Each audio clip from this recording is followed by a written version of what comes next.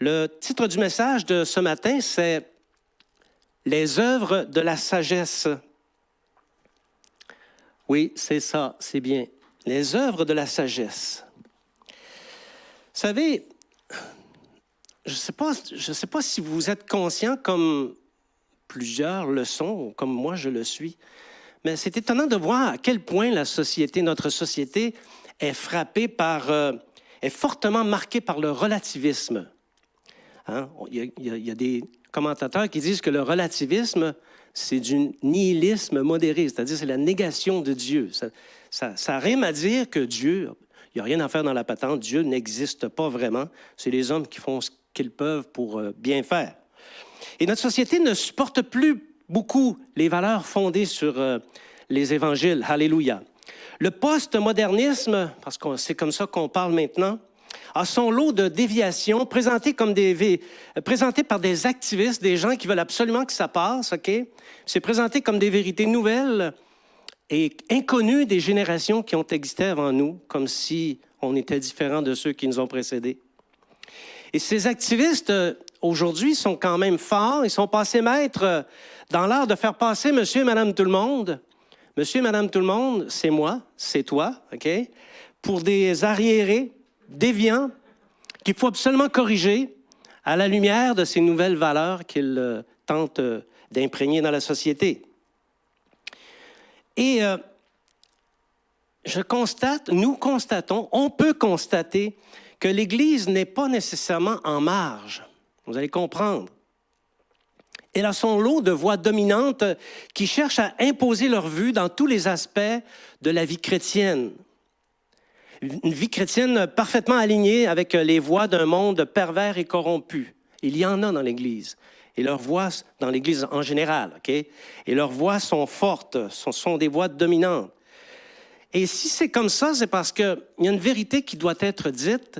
Ce n'est pas parce qu'on est converti qu'on a perdu notre intelligence. On a encore une intelligence. Il y a encore un cerveau qui s'active. Il y en a que le cerveau est un peu plus petit que d'autres, mais quelle que soit sa grandeur, le cerveau s'active encore.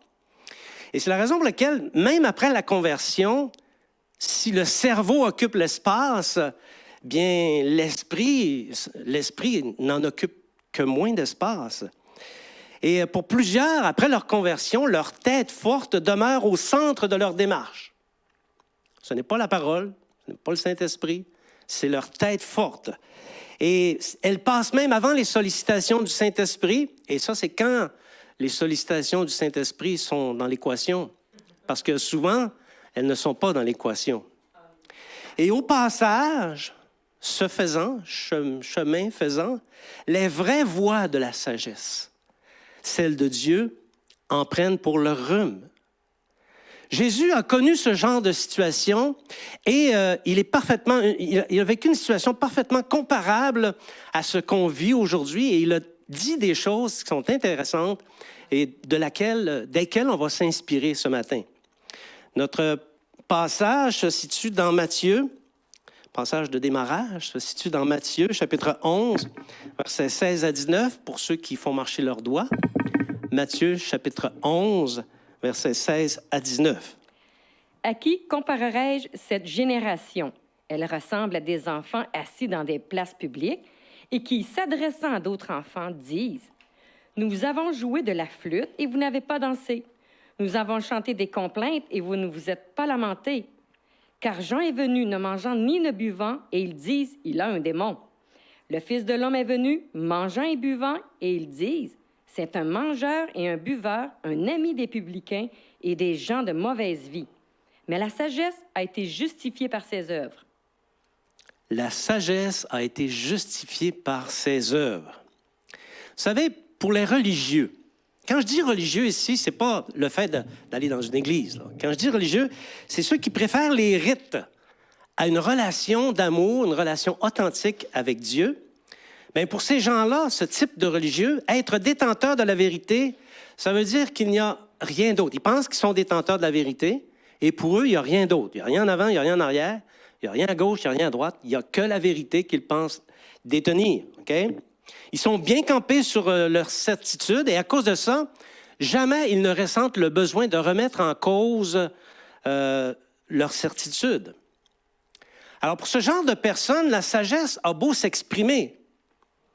Elle a beau faire ce qu'elle veut. Si elle est hors du contexte des rites religieux, elle est d'avance condamnée. Et c'est une vérité. Tu as beau faire le bien d'une certaine manière ou faire le bien d'une autre manière, fais le bien comme tu veux, OK? Tu vas être nécessairement la cible d'épithètes et d'atteinte à la réputation. C'est garanti, OK? C'est écrit dans le ciel. Mais, la sagesse est justifiée par ses œuvres. Amen. Est-il possible que le royaume de Dieu soit en proie à une telle violence comme celle que Jésus parle? Quelle est donc la sagesse de Dieu? Quelles œuvres justifient la sagesse de Dieu? C'est de ça qu'on parle ce matin. J'espère que vous êtes avec moi. Amen. Alléluia. C'est ce qu'il y a au menu. C'est ce qu'on va consommer ce matin. Alléluia. Le royaume de Dieu est la proie de violence. C'est une analyse pas ordinaire, mais c'est une analyse, OK? C'est notoire, c'est de notoriété publique que le royaume de Dieu fait souvent l'objet de violences par les hypocrites. C'est toujours le cas lorsque l'apparence de la piété rejette la sagesse de Dieu, parce que ça se confronte toujours, ces deux-là. L'apparence de la piété va confronter ceux qui fonctionnent avec la sagesse de Dieu.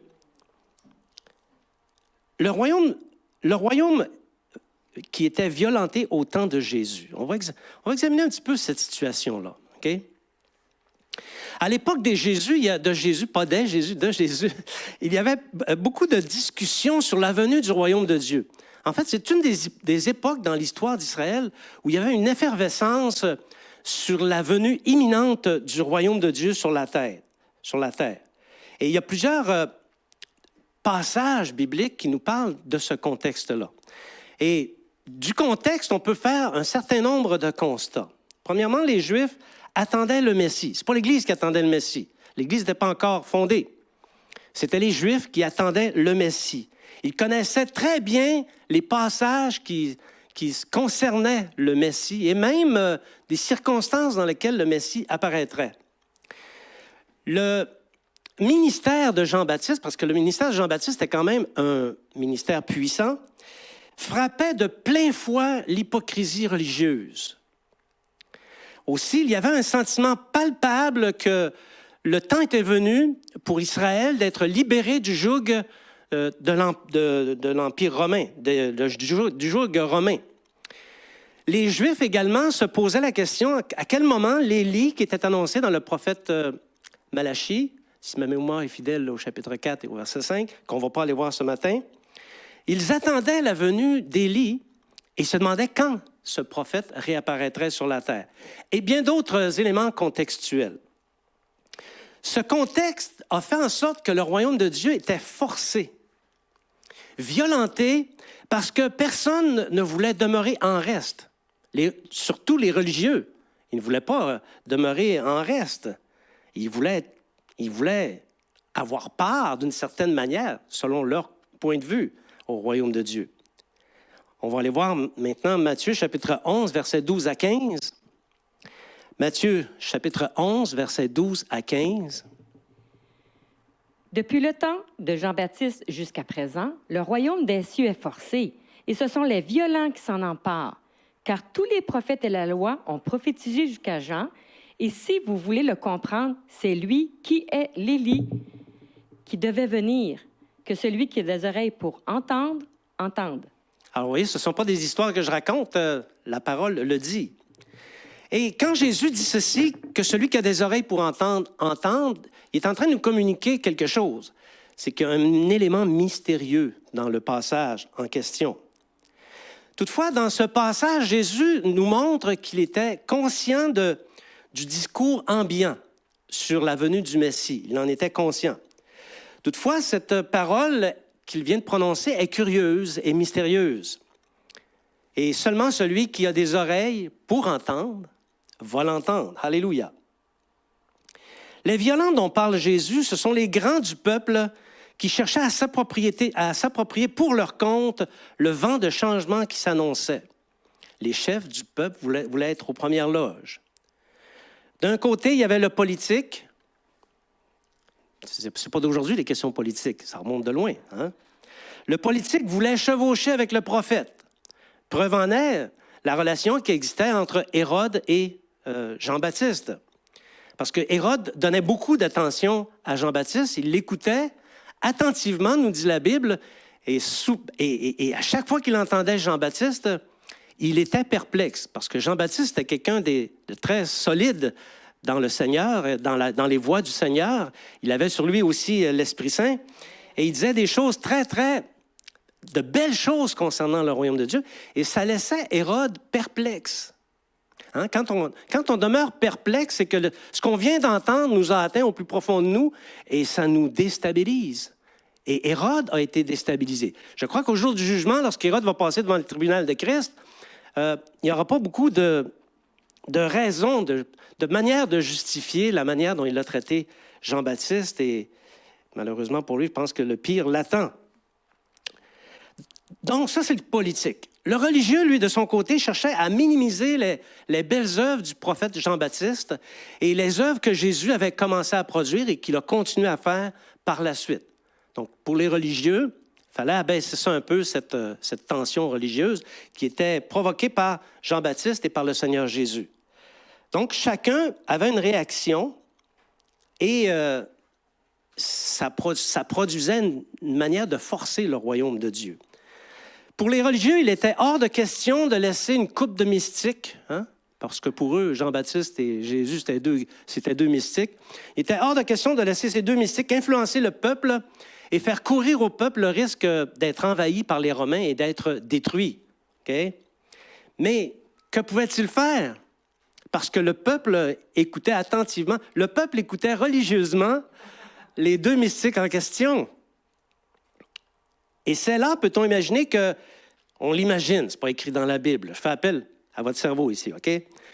On imagine les chefs religieux qui se sont dit, bon, on ne peut pas les repousser, alors on va faire comme eux. On va on va entrer dans leur gang, puis on va essayer de s'approprier. Et c'est la raison pour laquelle ils sont allés vers Jean. Presque tous les pharisiens et sadducéens sont allés vers Jean pour recevoir le baptême. Hein? Mais Jean-Baptiste, qui était revêtu de l'Esprit, n'était pas dupe. Il ne s'est pas laissé influencer par ça. Voyez ce qu'il dit. Et portez bien attention à ce que Jean dit, parce que Jean n'était pas tendre, lui non plus. Hein? Lorsqu'il prêchait, qu'il disait les choses au peuple, il n'était pas très tendre. Alors, Matthieu, chapitre 3, verset 7. Matthieu, chapitre 3, verset 7. Mais voyant venir à son baptême beaucoup de pharisiens et de sadducéens, il leur dit, « Race de vipères, qui vous a appris à fuir la colère à venir? » Ah, ces prophètes, hein? Race de vipères, sépulcres blanchis, hypocrites, pervers et corrompus. Ils sont durs, les prophètes. Mais les religieux sont dénoncés ici par l'esprit et les violents qui s'apprêtaient à s'approprier les éléments du royaume ont été démasqués. Parce que les intentions des uns comme les autres étaient vraiment de s'approprier le courant nouveau qui était en train de se dessiner. Ils voulaient s'emparer de force du royaume de Dieu. Ils voulaient être aux premières loges du pouvoir émergent, parce que qui dit apparition du Messie, apparition du royaume de Dieu, dit pouvoir émergent. C'est un pouvoir, c'est le royaume de Dieu. Et ils avaient encore, on se replace dans le contexte des Juifs de ce temps, ils avaient encore le souvenir de l'alliance qui était intervenue entre le peuple et Dieu, et de la manière dont Dieu s'y était pris pour sortir Israël d'Égypte. Pour eux, il ne faisait aucun doute que l'apparition même du royaume de Dieu et du Messie produirait la libération totale de toutes les emprises, de tous les peuples alentours. Et ça semble être le sens de l'observation faite par Jésus quand il dit « Le royaume de Dieu est, les violents s'en emparent ». Alors, cette analyse montre toutefois que rien n'indique que ces gens-là, autant les politiques que les religieux, agissaient pour le compte du royaume de Dieu. Ça indique plutôt que leurs motifs étaient des motifs impurs et des motifs hypocrites. Ça, c'était dans le temps des Juifs, dans le temps du Seigneur Jésus. Bon, c'était il y a 2000 ans. Le royaume de Dieu violenté de nos jours. Est-il possible que le royaume de Dieu soit violenté aujourd'hui? Bon, les castes, on va les appeler comme ça, les castes des pharisiens et des sadducéens ont disparu. On se souvient d'eux, mais il n'y a plus de pharisiens, il n'y a plus de sadducéens. Ça fait longtemps qu'il n'y en a plus. Toutefois, leur hypocrisie a subsisté. Le levain des pharisiens, Jésus disait que c'était l'hypocrisie. Bon, donc l'hypocrisie, ça a résisté à l'épreuve du temps. Il y a encore de l'hypocrisie. Vous savez, l'actuelle chrétienté, on parle au sens large, on ne parle pas d'ici, on parle au sens large. L'actuelle chrétienté n'est pas au discipolat, au discipleship, ou encore dans l'art de faire des disciples, conformément à l'ordre que Jésus nous a donné par le Saint-Esprit. Faites des disciples et enseignez-leur à observer tout ce que je vous ai enseigné. C'est ça, faire des disciples. Donc, ce n'est pas, on n'est pas là, la chrétienté est plus dans l'apparence de la piété. Frapper les regards. Des codes de conduite, des énoncés de croyances, des mécanismes de contrôle des chrétiens et bien d'autres choses. Tout est là. Les motifs de ces comportements-là sont peut-être bons. Je ne dis pas que c'est mauvais. La protection de la bergerie, la recherche de l'unité, l'encadrement doctrinal, ce n'est pas des mauvais motifs. Mais le problème, ce ne sont pas les motifs. Le problème, c'est la finalité. Qu'est-ce qu'on en fait de ça? À la fin, comment ça tourne?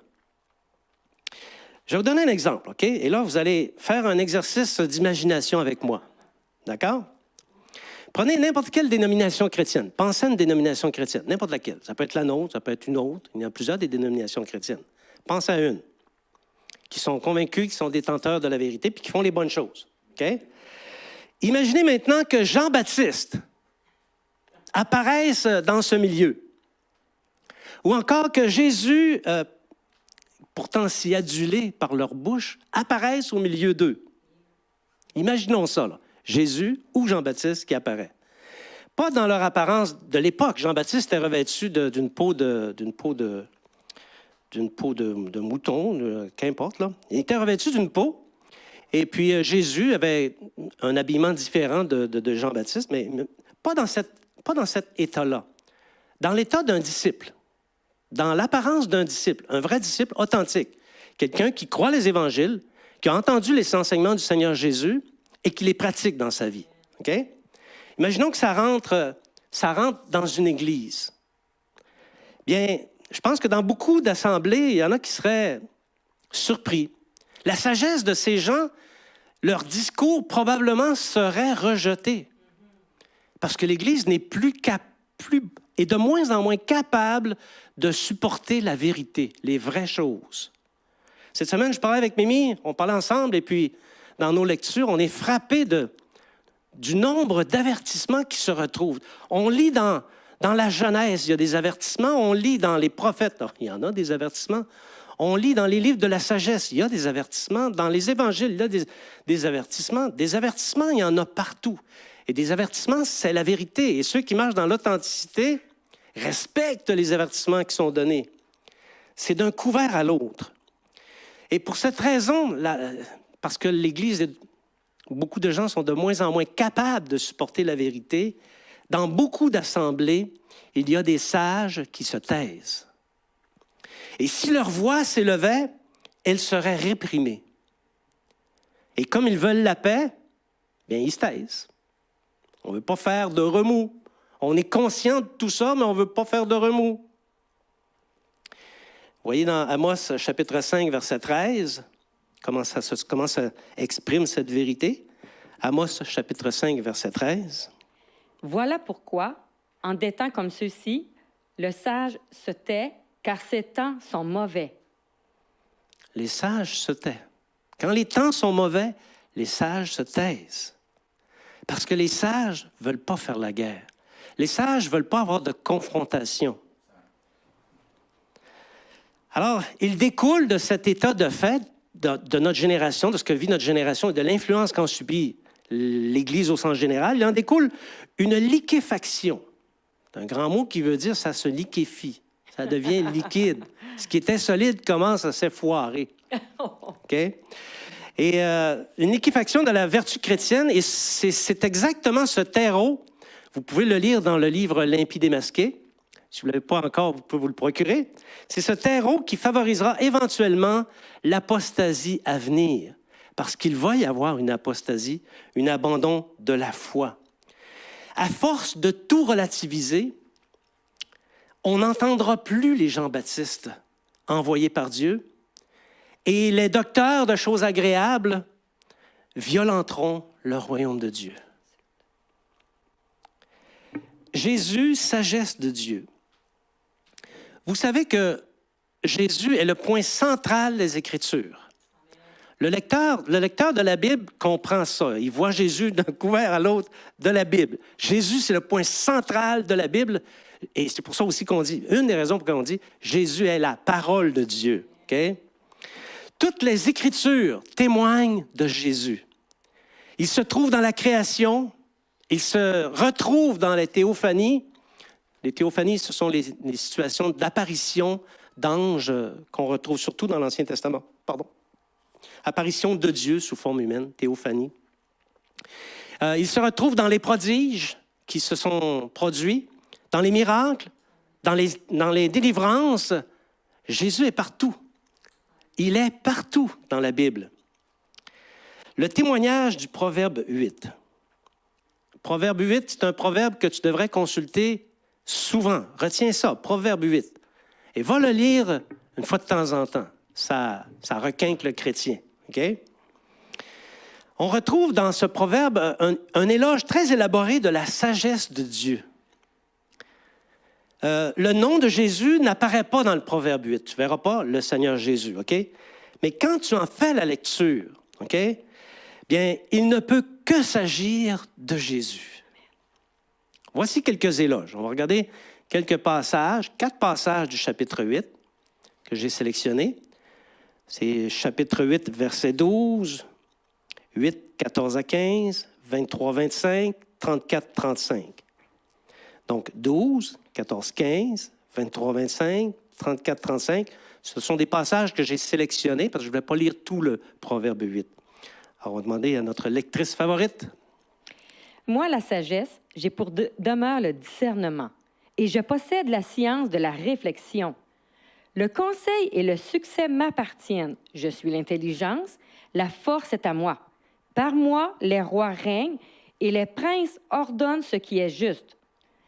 J'ai été établi depuis l'éternité, dès le commencement, avant l'origine de la terre. Je fus enfanté quand il n'y avait point d'abîme, point de source chargée d'eau. Avant que les montagnes soient affermies, avant que les collines existent, je fus enfanté.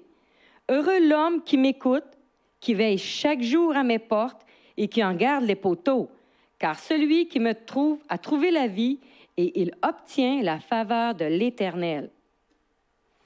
Passage inspiré par le Saint-Esprit et passage qui exprime la personne de Jésus. Parce que si la sagesse, si l'homme qui pratique la sagesse, qui a trouvé la sagesse, obtient la faveur de l'Éternel, la faveur de l'Éternel, c'est la grâce de Dieu. Et le don de la grâce de Dieu, c'est Jésus-Christ. Tout converge vers Jésus-Christ dans ces passages.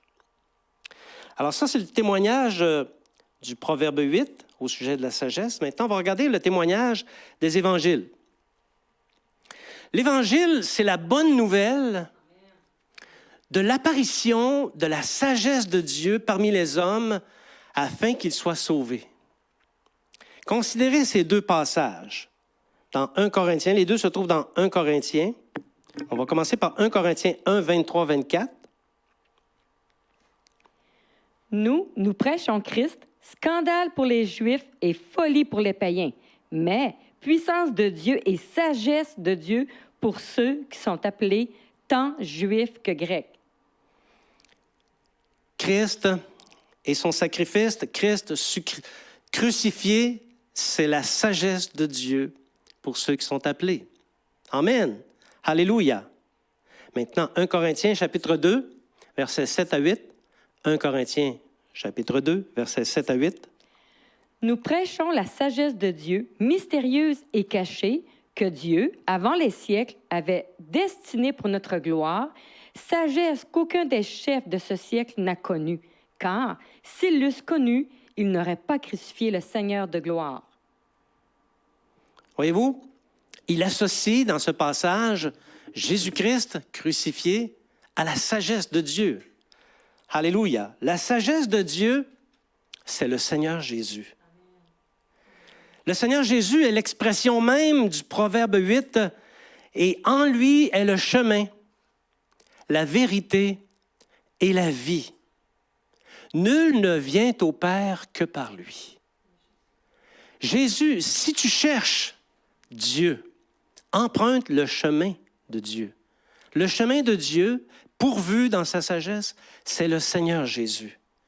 Si tu es tanné de l'hypocrisie et des mensonges, tourne-toi vers Jésus, parce qu'il est la vérité. Alléluia. Si tu es dans un état dépressif, si dans ton esprit ça va pas bien, tu es démoli, tourne-toi vers Jésus, parce que Jésus est la vie. Il est le chemin, la vérité et la vie, et ça, c'est la sagesse de Dieu. Alléluia. Merci Seigneur. Et la sagesse de Dieu est venue. Et la sagesse de Dieu a manifesté toutes ses œuvres. Alléluia. Merci Seigneur. Examinons les œuvres de la sagesse. Parce que les œuvres, c'est la justification de la sagesse. Si quelqu'un dit « je suis sage » ou si quelqu'un pense être sage, bien, il va falloir qu'il montre ses œuvres. Parce que les œuvres justifient la sagesse. Si les œuvres ne sont pas à l'appui de la sagesse, il n'y a pas de sagesse. C'est le non-sens. Le contraire de la sagesse, d'être insensé. Alors, les œuvres justifient la sagesse. Bon, 3 choses qui justifient la sagesse qu'on va examiner. Ça, ce sont des mots qui peuvent faire qu'on s'enfarge en les disant. Hein? Bon, quand la sagesse de Dieu agit, il se passe beaucoup de choses. On va en regarder 3. Le Saint-Esprit justifie la sagesse. Alléluia. Après son passage sur la terre, où Jésus a montré comment la sagesse confrontait la violence de l'hypocrisie religieuse, parce que c'est ça, hein? La première œuvre que Christ a faite après son passage, c'est d'envoyer le Saint-Esprit. Il a dit à ses disciples, bougez pas, on dirait en québécois, grouille pas de là, jusqu'à ce que je vous envoie ce qui a été promis par le Père, le Saint-Esprit. Et les disciples ont été dans l'immobilisme, c'est de le dire, ils ont prié, ils se tenaient ensemble, mais ils n'ont pas bougé parce que Jésus leur avait dit, attendez de recevoir le Saint-Esprit. Okay? Et c'est la première œuvre que Christ a faite après son passage sur la terre. La puissance du Saint-Esprit est survenue sur les disciples et ils sont devenus les témoins et ils ont propagé l'Évangile dans le monde entier. Ils ont propagé la sagesse de Dieu dans le monde entier. Alléluia. Et quand l'Évangile se propage, il se passe des choses, des signes et des prodiges qui vont justifier la sagesse. Les dons spirituels qui vont justifier la sagesse de Dieu. Les dons spirituels dans l'Église, mais il y a aussi des dons spirituels qui s'expriment en dehors de l'Église. On n'a qu'à penser aux dons de discernement, par exemple. Et finalement, le fruit de l'Esprit justifie la sagesse de Dieu. Bon, maintenant, on va faire une analyse. Okay? Peut-être que tu n'es pas un évangéliste. Mettons que tu es un disciple régulier. On va parler comme ça. OK? Je t'emmène à réfléchir sur la sagesse. Est-ce que tes œuvres justifient la sagesse de Dieu qui est en toi? OK? Est-ce que, quand tu témoignes, est-ce qu'il se produit des signes et des prodiges? Ça n'a pas besoin d'être le ciel qui tombe sur la terre, là. Mais est-ce qu'il se produit des signes et des prodiges quand tu parles du Seigneur Jésus? Parce que si tu es envoyé par le Père, si tu as le Saint-Esprit, il va se produire des signes et des prodiges. Est-ce que, comme chrétien, tu exprimes les dons spirituels? Es-tu baptisé du Saint-Esprit? Parce que ça justifie la sagesse de Dieu. Si tu ne l'es pas, recherche-le. Tu en as parfaitement besoin. Si tu ne l'as pas, il te manque quelque chose pour pleinement justifier la sagesse de Dieu. Et finalement, ta vie, la vie que tu mènes, est-ce qu'elle exprime le fruit de l'Esprit? Elle doit exprimer le fruit de l'Esprit parce que c'est ça qui justifie la sagesse de Dieu. Comprenez-vous, s'il y a ni signe, ni prodige, ni don spirituel, ni fruit de l'Esprit, on peut dire que tu ne justifies pas la sagesse de Dieu. Et si tu ne justifies pas la sagesse de Dieu, tu n'es pas dans le rang des disciples. Tu es dans le rang des insensés. C'est une vérité qui est dure à entendre, mais c'est une vérité. C'est ça que la Bible nous enseigne. Et comme prédicateur, ce n'est pas notre rôle de liquéfier encore plus la parole de Dieu.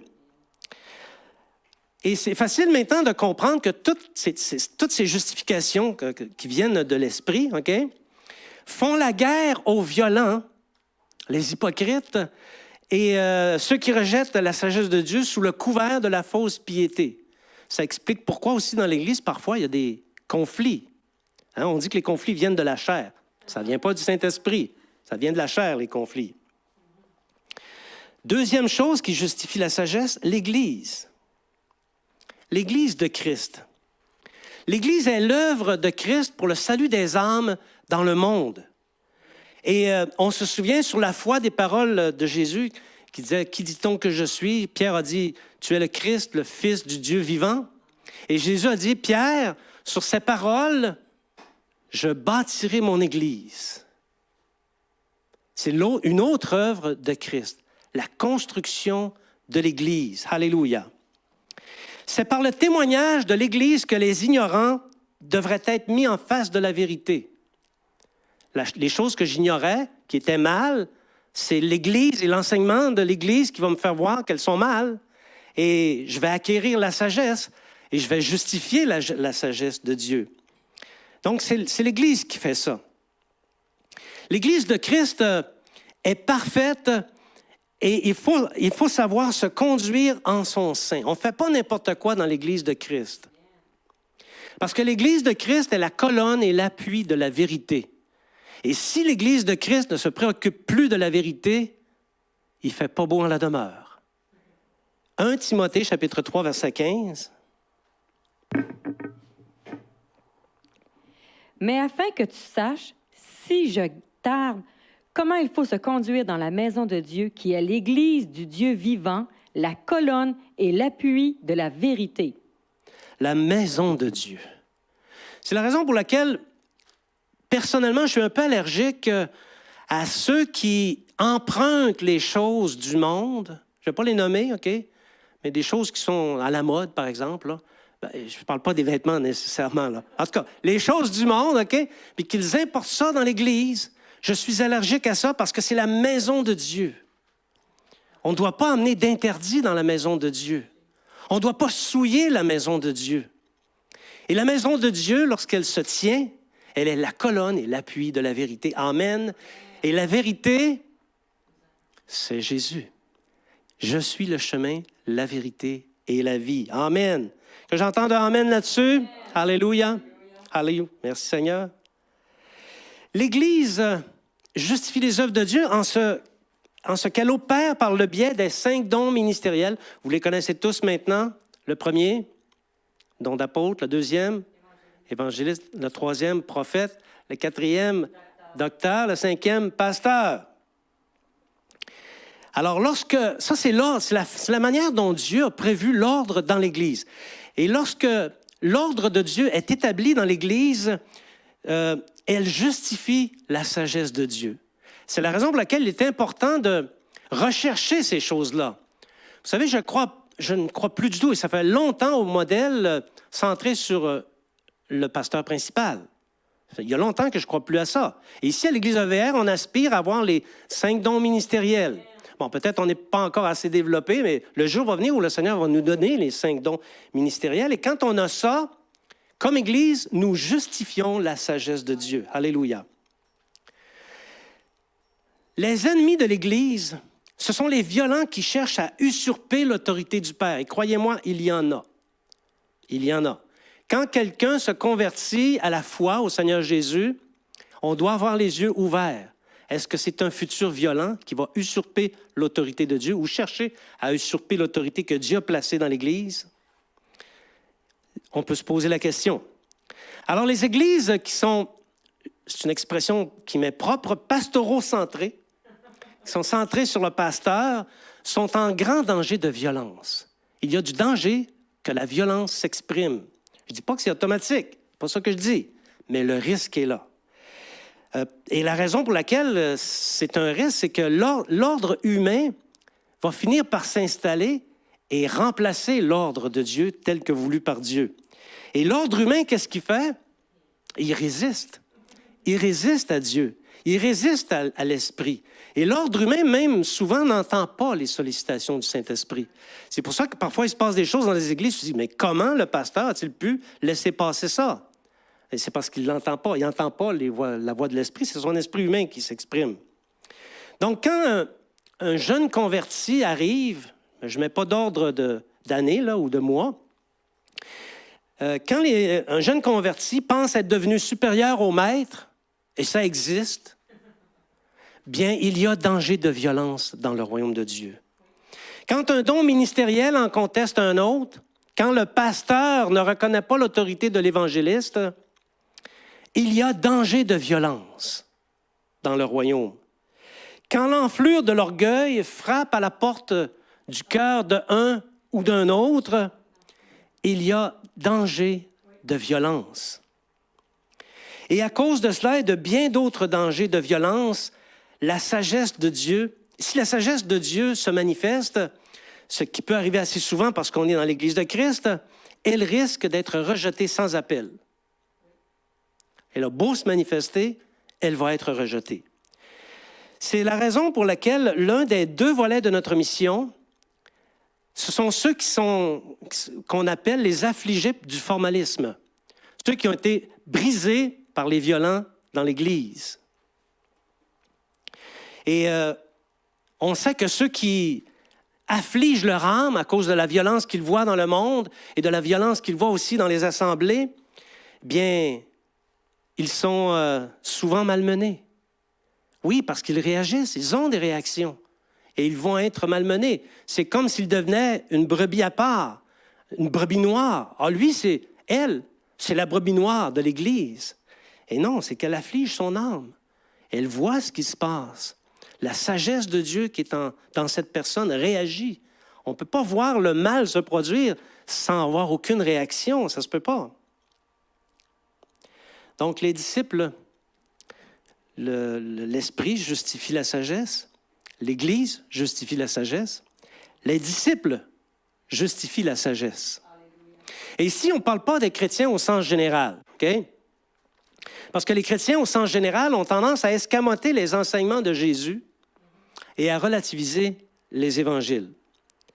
Ces gens-là ont tendance à être stériles au plan du Saint-Esprit. Il ne se passe pas grand-chose. Au plan de la conduite dans l'Église, ils font pas mal qu'est-ce qu'ils pensent, qu'est-ce qui leur plaise, qu'est-ce qui peut déranger les autres aussi. Ils peuvent être des provocateurs également. Et ils ne se préoccupent pas nécessairement non plus des enseignements des évangiles qu'ils négligent ou parfois même qu'ils méprisent.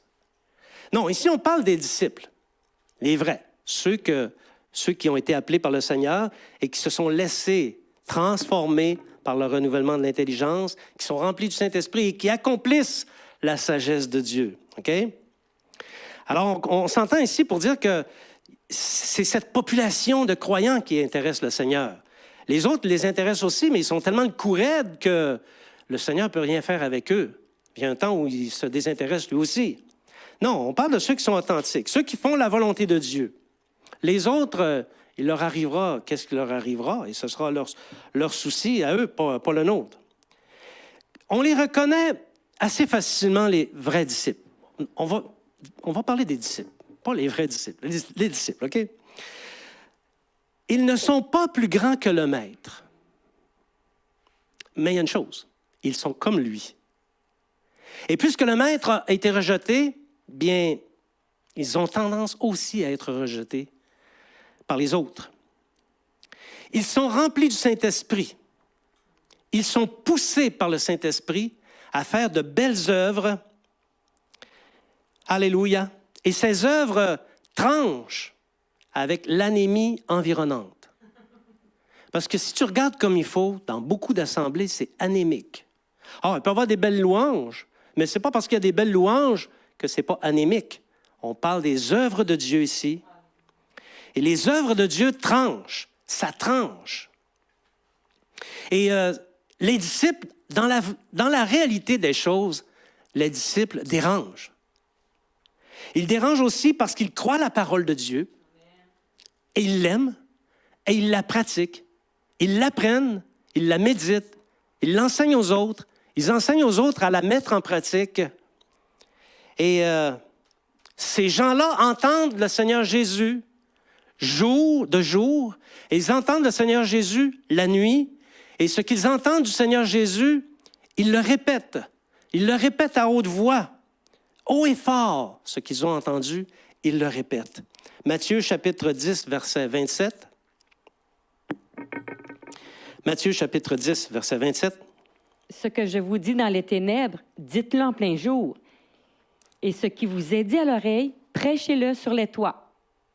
Voyez-vous, Jésus explique une manière qu'il a de fonctionner. Il parle à ses disciples de jour et de nuit. Et si Jésus te parle, tu dois le proclamer. Tu dois le dire, le partager avec un frère, avec une sœur, avec un groupe, dans une assemblée. Jésus t'a parlé, dis-le haut et fort. On veut l'entendre. Amen. Amen. Alléluia. Or, si quelqu'un reçoit des paroles de Jésus, bien, ce sont des paroles qui sont ressemblantes à celles qu'il prononçait lui-même du temps qu'il était sur la terre avec ses disciples. Ce sont des paroles tranchantes. C'est pas de la dentelle, c'est des paroles tranchantes. Hop, Siri se mêle pas de ses affaires. Alors, c'est ça. Donc, ce sont des discours qui sont très ressemblants à ceux de Jésus parce qu'ils viennent de Jésus. Alléluia. Donc, les disciples, on ne se méprend pas sur eux. On ne peut pas se tromper quand on voit un disciple. Ils sont humbles et ils ont, comme l'ont été les prophètes qui ont passé avant eux, ils ont le même genre d'humilité. Ils mettent en pratique les béatitudes et ils possèdent les 9 attitudes de cœur propres aux humbles qu'on a étudiées il y a peut-être un mois et demi. Comme Lot. Vous savez, il y a plusieurs gens qui disent toutes sortes de choses au sujet de Lot. Mais Lot était injuste. Moi, je crois que Lot était injuste. Et il affligeait son âme à cause des œuvres mauvaises qu'il voyait en Sodome. Et il devait en voir pas mal, les œuvres mauvaises à Sodome et Gomorrhe. Alors, les disciples sont comme Lot. Ils affligent leur âme à cause des œuvres mauvaises qu'ils voient dans le monde. Je suis affligé de tout ce que je vois, ce qui se passe dans le monde, mais aussi dans l'Église. Il faut s'affliger des choses mauvaises qui se passent. Les disciples ne restent pas impassibles face aux transgressions. L'esprit, il y a une espèce de colère qui monte en eux, une espèce de moutarde qui leur monte au nez, et ils réagissent. Un disciple qui devient insensible aux transgressions, il faut se poser des questions. Est-ce qu'il est en train d'avancer ou il recule? Dans le monde, les disciples sont vus comme étant des illuminés. Croyez-moi, je me le suis déjà fait dire que j'étais un illuminé.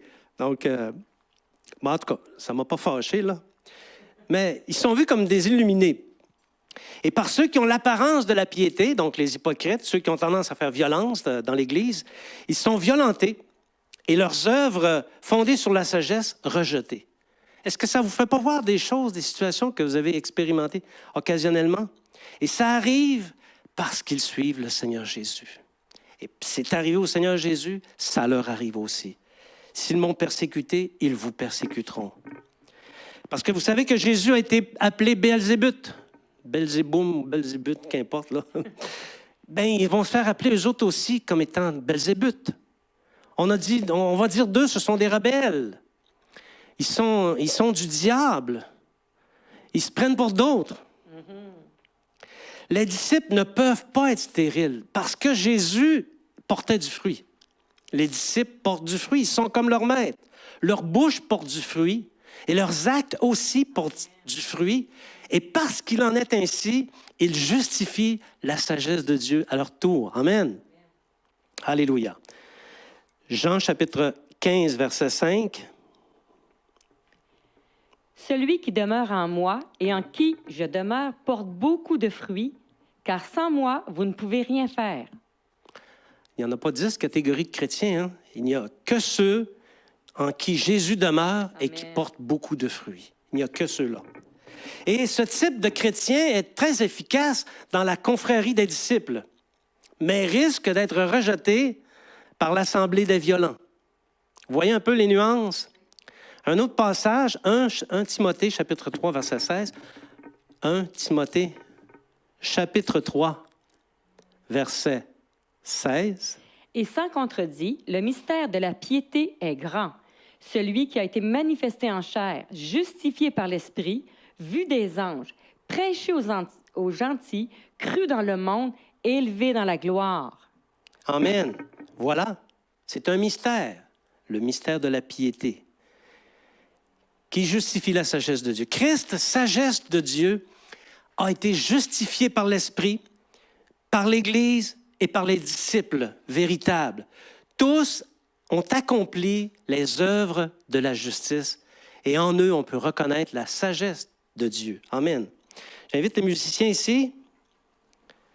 Oui, j'ai été un peu plus court, c'est vrai. J'ai fait exprès. Bien-aimés, voilà le message que l'Esprit voulait communiquer à l'Église aujourd'hui. C'est le message que j'ai reçu dans mon oreille, que j'ai entendu dans mon oreille pendant la nuit et que je proclame haut et fort afin qu'il soit entendu. Parce que le Seigneur est sérieux. Christ renferme tout le mystère de Dieu. Auparavant, il était caché. Mais aujourd'hui, il est pleinement révélé. Alléluia. Christ est la sagesse de Dieu et il révèle les œuvres de Dieu, c'est-à-dire les œuvres de la sagesse. Et cette révélation dérange. Elle dérange les complaisants, les relativistes et les violents qui rejettent la sagesse de Dieu ou qui s'opposent à la sagesse de Dieu. Alléluia.